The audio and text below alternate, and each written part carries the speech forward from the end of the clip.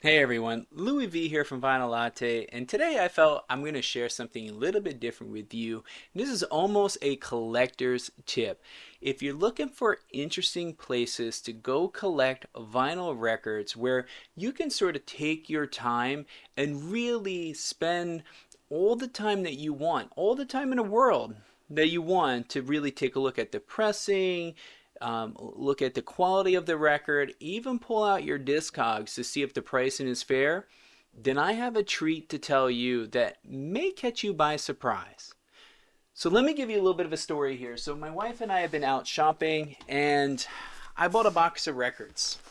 And this all came from one place and it did not come from a record store. Actually, these records, despite the box I think saying Barnes& and Noble, this is not where these records came from either. These did not come from a record store. Instead, it came from a shared co-op space, I think they call them. I'm not really sure what the term is, but it's a store where independent sellers can put their merchandise on tables and shelves and then sell them.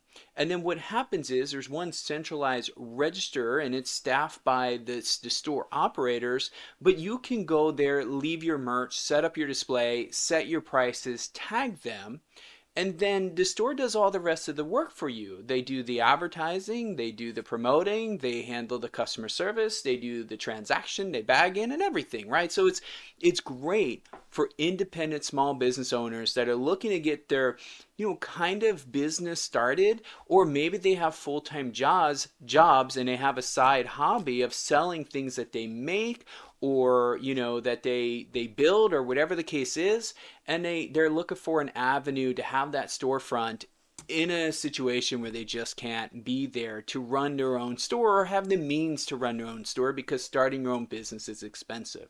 So when you walk into these places, you tend to see a couple different things. You tend to see things like antiques, you tend to see things that are handmade, and it could be handmade clothes, or it could be, mugs or stamps or stickers or whatever. But what I'm noticing more and more is people are also putting in pop-up record stores. And this isn't like your local record stores expanding and grabbing floor space. These are independent record owners or collectors or sellers, however you want to call it, that don't really have an official store, are actually using these places to start to sell records. Let me tell you why that's interesting. First off, they're always in areas where you just won't expect. And the people that are going there are not typically your record collectors. They're typically people there looking for household goods, looking for a unique gift, looking for something that's just unique in general that they want to have and own, or they're looking to support a local business. You're not thinking, hey, I want to go grab a really cool pressing of the Police or something, and I'm going to go to this little co-op store to go find that record. It's not what comes to mind, so you just don't have that there. But when I do find these stores in these little places, it's like heaven. They have tons of records that you can browse through. A lot of them are neatly organized just like they would be at a record store. They tend to be graded fairly. They come sometimes with the outside sleeves. In fact, the place that I was at, all of the records were sleeved. They were all well maintained in good quality condition. There was some new presses, not saying new releases, but some unopened pressings in the collection. And overall, the pricing was really, really reasonable. Now, before I get a chance to show you what I actually picked up, and I'm not going to get into all the details, so we'll bang through that box rather quickly, but I want to give you a good idea what I was able to grab for one of these places so you can make a decision if it's worth your while to seek these places out.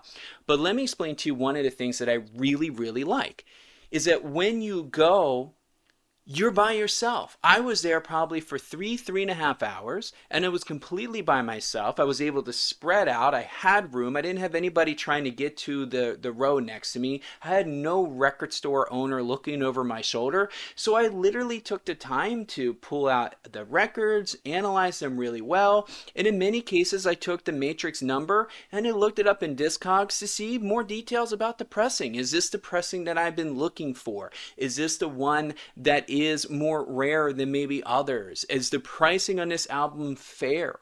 So I was able to make those judgment calls, and I didn't do it in a very scrutinizing way. Obviously, I did it in a way that I wanted to make good choices. And you can see by the stack that I bought a lot of records. So I wasn't a jerk and go through hundreds of records and only walk out with one. I actually bought a pretty large stack. And what was really interesting is the lady in the front desk made comments that I was probably the only person who's bought that many records from them at one go ever. So it's not something that record collectors are seeking out. I wanted to share that with you because that if that's something that you're looking for, and that's something that maybe the pressures of a record store really intimidate you, or you want to be able to do more research on an album that you buy it, especially if it's second, it's previously loved album, and you would love to be able to look up the details in Discogs, but you feel like that's breaking some code while you're at the store, then finding shops like this might be just what you're looking for. So let's take a look what goodies we have here, right? What we got. We got the Joy Divisions. Unknown Pleasures. This one is made in Germany, so this is the German pressing of this album. This is the reissue. Honestly, they also had an original issue there, but the condition of the vinyl was not something that I was really gonna want to risk putting on my turntable. It wasn't bad, it just had a couple scratches, and this one was actually unsealed, so I was really happy to have it. It's one of the top 500 albums of all time, going by Rolling Stones, and it was in mint condition and at a fair price. I was also to pick up a older copy of Devo in mint price with a little bit of a corner cut here. Up there, I think that was really the only kind of defect on the album. We got a nice Bryan Adams, and this is actually the good pressing of this album. Actually, all the pressings on that album are kind of subpar, but this is the best one, so I was really happy to find that there. I got the Steve Miller Band, the Joker. Really great album, right? This one is probably one that I'm least excited about. The quality on this one, just the pressing quality on this one is not the best one that you could find of the Joker, but for the price, I think it was like $7, and the disc is in VG plus shape. The cover has a little bit of ring wear, but for $7, folks, I mean, come on, why not, right? I got the Depeche Mode here. This is a great album. It's the cover's in amazing shape. We have the Ramones, self-titled. This was also a fantastic issue. Our example, I think this one was like $20, maybe even less than that. I can't remember. I changed the outer sleeves on a lot of these, so I don't have the stickers on most of them. I got the Toto album, the Red album there. We got Lana Del Rey. I mean, come on now. This one I think is actually a little bit harder to come by, maybe. I don't know. I'm not really I collect Lana Del Rey, but I don't collect. I did get Pink Floyd, A Moment Lapse in Reason, right? So this is a really cool album. Great condition, in like pristine, minty condition here. And none of these albums, folks, were probably more than like $25. A lot of them were really cheap. They were $10, $12, $15, $17. It wasn't insane. Look at this, Vampire Weekend. This is the one to find, right? I think this one's also on the top 500 list, the Modern Vampires of the City. Was really happy to have this one. Actually, it's an album I didn't already have a pressing of, so I was happy to add that. Found a really cool IRS pressing of the Chronic Town here by REM. This isn't the one with the gargoyle labels. I really wish it was. I had a moment of like, oh my god, maybe this would be the gem, but it wasn't. But I'm happy to have another nice copy of that album. Neil Young, Tonight's the Night. We got, look at this, Korn, Life is Peachy, Mauve pressing. Folks, I think this was $18. It was brand new. When you peeled the back off, it made that really loud seal crack. So brand new. I think this goes for bonkers on Discogs. So awesome to be able to add that to the collection. I'm a Leonard Cohen fan, so I was happy to pick this one up. Death of a Ladies Man. That one was $22. It's funny that in some cases, the older albums that you really don't think are going to be worth more are actually worth more, I think, because maybe they're like the people curating these collections, I think, are a little bit older and they know who Leonard Cohen is and they're like, oh, I know who that is. But corn, who the heck is corn? That's something you eat with your vegetables, meat, steak, potatoes, right? Apologies as I fix the records, so I don't want them to be damaged. Well, check this one out, the Matchbox 20. This is the Light Goes, and what's really cool about this particular one is that this is the one with the signatures. So inside of, here, what was really, really cool to find was the signatures, right? So this actually has all of the signatures of the band members on it, right? So how cool is that to be able to pick up in mint condition at a place that sells antiques, or I don't know, sewn sweaters or something like that, right? Really cool. We got D World, D12 World. So this is a really nice hip hop album, something that was actually on my list. I've been looking for it out in a while. I'm surprised to find it there. Got The Cure, The Top. We also got Jennifer Lopez, This Is Me Then. So this is going back to Jenny on the Block and some of the older songs there. You could tell they picked this up, I think, at Best Buy at one point.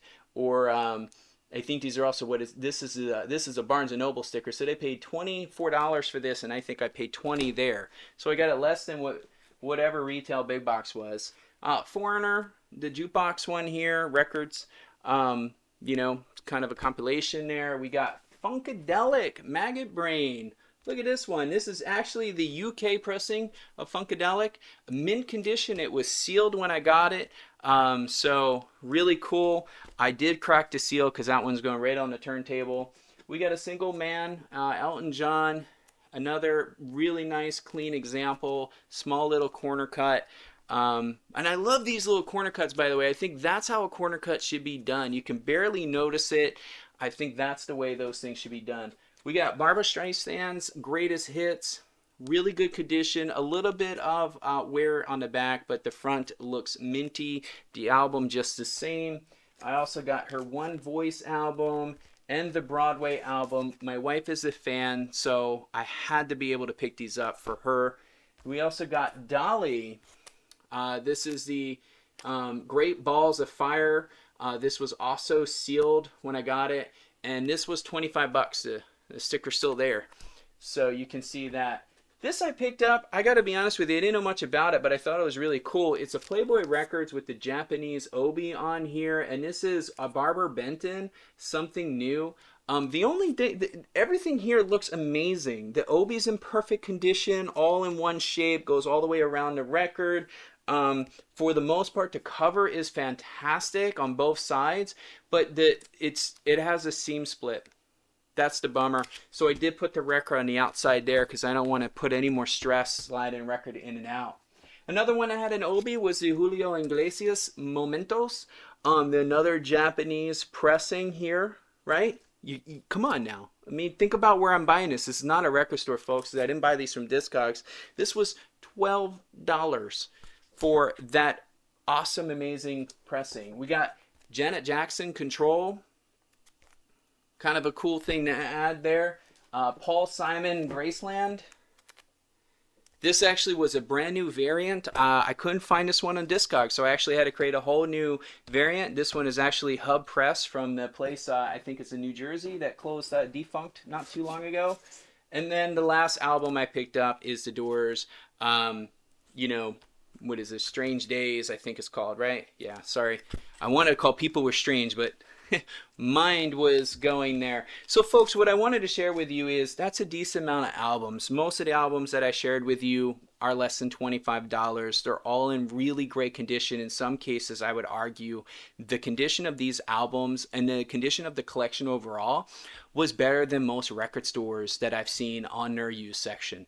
These are what I feel are people who have maybe their private collection or maybe collect as a side hobby. So they're very particular in the quality of records they add to their inventory that go and set up these pop-up shops. So what I really wanted to share with you here was just some ideas of the type of records, the music you can find. In this particular collection, there was jazz, there was heavy metal, there was every type of genre you can imagine.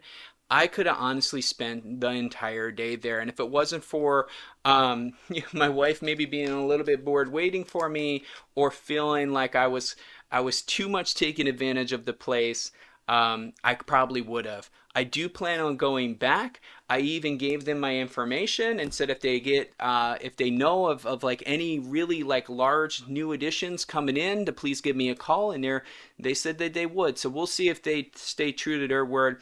Hopefully you found this information valuable, and let me know in the comments below if you've ever stumbled across a place that just was unexpected. You weren't expecting to sell records, but you were just surprised that this place would be a place that would sell records. I'd love to know some of the unique places you found some of your favorites. Until next time, I hope that your coffee's warm and your records don't skip. I'll see you on the next video.